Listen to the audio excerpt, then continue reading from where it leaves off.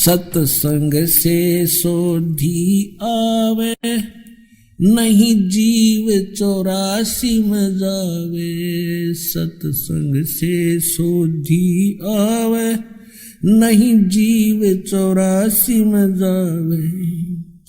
अब मेटो द्वेष और राग, हो राग या उम्र बतेरी जाली। अब मेटो द्वेष और राग, हो राग या उम्र बतेरी जाली। तो अब हम दास उस प्रसंग पर आता है कि जिन धर्म गुरुओं को हम यथार्थ ज्ञान युक्त मानते थे, विद्वान मानते थे, उन्होंने क्या ज्ञान बताया और हमारे सदग्रंथ क्या बताते हैं, ये निर्णय दास कर रहा है। और इसके बीच में कोई अपने तरफ से कुछ मिलावट नहीं। जो सत साधना वो सदग्रंथों में लिखी है, और जिससे मोक्ष होता है वो सदग्रंथों में लिखा है। जिससे जीव के आने वाली आपदाएं कटती हैं, समाप्त होती हैं, वो भी सदग्रंथों में लिखा है। और उससे हटकर जो हम साधनाएं कर रहे हैं उससे कोई लाभ होने वाला नहीं, ये भी प्रमाणित कर रहा है। अब प्रसंग चल रहा है कि पवित्र हिंदू धर्म के धर्मगुरु आदि शंकराचार्य जी का उस समय जन्म हुआ जिस समय यह जैन धर्म बहुत फैल रहा था। और यदि उस समय आदि शंकराचार्य जी नहीं आते तो पूरा भारतवर्ष भी चीन की तरह नास्तिक हो जाता, कम्युनिस्ट बन जाता। अब चीन का नास्तिक होने का कारण क्या है कि महात्मा बुद्ध एक पुण्यकर्मी प्राणी थे और वे विष्णु लोक से आए थे, स्वर्ग लोक से आए थे। अब जो स्वर्ग में सुविधाएं हैं उनको यहां कहां, आत्मा के अंदर वो कसक रहती है। घर त्याग दिया, राज त्याग दिया और जाकर के बिहार में स्टेट के गया नामक शहर के बाहर वट वृक्ष के नीचे उसने मनमुखी साधना शुरू की। काफी समय तक निराहार बैठा रहा, हाथ पैर हलने बंद हो गए, कंडम हो गया, मृत्यु के निकट पहुंच गया। किसी माई ने उसके मुख का खीर लगा दी कि यूं मरेगा। कई दिन हो गए कुछ खाया ना पिया, तो उसने धीरे धीरे वह चाटनी शुरू कर दी। पहले दिन 10-20 ग्राम, अगले दिन 50-60 ग्राम, तीसरे दिन आंख खुल गई और उठ कर चल पड़ा। और फिर उसने विधान बना दिया कि starvation could not lead to salvation, भूखा मरने से कल्याण नहीं होता। ये उसका अनुभव था। और पहले किसी ने कहा था तू हठ योग कर ले, वो भी तो तेरी अपनी ही सोच थी।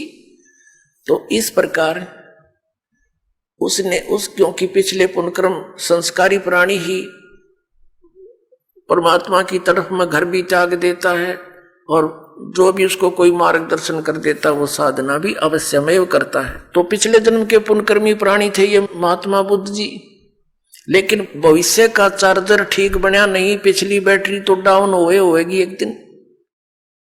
पिछले पुण्य थे उसके, उस कारण से वो खूब वक्ता भी अच्छा था, उसके वचन में भी शक्ति थी, बहुत से लोगों को प्रभावित भी कर दिया। एक विशेष शरीर पर यदि कोई विशेष बाणा वेशभूषा बना लेता है समाज से हटकर, तो आम आदमी प्रभावित हो जाता है, बड़ा महात्मा होगा। और जब ये आए थे 3000 वर्ष पहले लगभग, उस समय तो और ब्लाइंड फेथ करने वाले प्रजाजन थे, तो उस पर बहुत विश्वास किया, उसकी बातों को सुन सुनकर सब बौद्धिष्ट होने लगे। और फिर क्या हुआ कि उनके द्वारा, महात्मा बुद्ध के द्वारा बताएगी वे ऑफ वर्शिप, पूजा का मार्ग, पूजा की विधि, वो शास्त्र अनुकूल ना होने से किसी को आध्यात्मिक लाभ होया नहीं। आकर चल कर 100, 200, 400 वर्ष के बाद सब ने ये मान लिया कि भगवान है ही नहीं, अपना करो और खाओ बस। ये है कम्युनिस्ट सिद्धांत कि कोई भगवान नहीं, ये अपने आप बनता और बिगड़ता है, कोई कुछ नहीं आप रहे, जीव अपने आप ऐसे नष्ट हो जाता है, भगवान है ही नहीं। ये तो चलो उनकी सोच है, बाकी यथार्थ ज्ञान इससे बहुत भिन्न है। उस समय जो महात्मा बुद्ध का जो बुद्ध धर्म फैल रहा था, आदि शंकराचार्य जी का जन्म हुआ। ये शिवलोक से आए थे, शिव जी के विशेष कृपा पात्र गण थे। ये केवल 32 वर्ष रहे थे और 32 वर्ष के अंदर ही इन्होंने 10 प्रकार के सन्यासी तैयार किए और 4 ऐसे मठ बना दिए, पीठ बना दी और उन पर निर्धारित कर दिए 4 अपने सुयोग्य शिष्य कि आप इस धर्म का प्रचार करो जो मैं बताता हूं। उन्होंने क्या ज्ञान बताया? अब हमारे साथ क्या हुआ कि आसमान से गिरे और खजूर पर अटक गए, रह गए लटके के लटके। तो हमें क्या मिला? हाँ, इतना अवश्य मिला कि भगवान की आस्था बनी रही। यदि बौद्ध धर्म आ जाता तो हम राम का नाम भी नहीं लेते।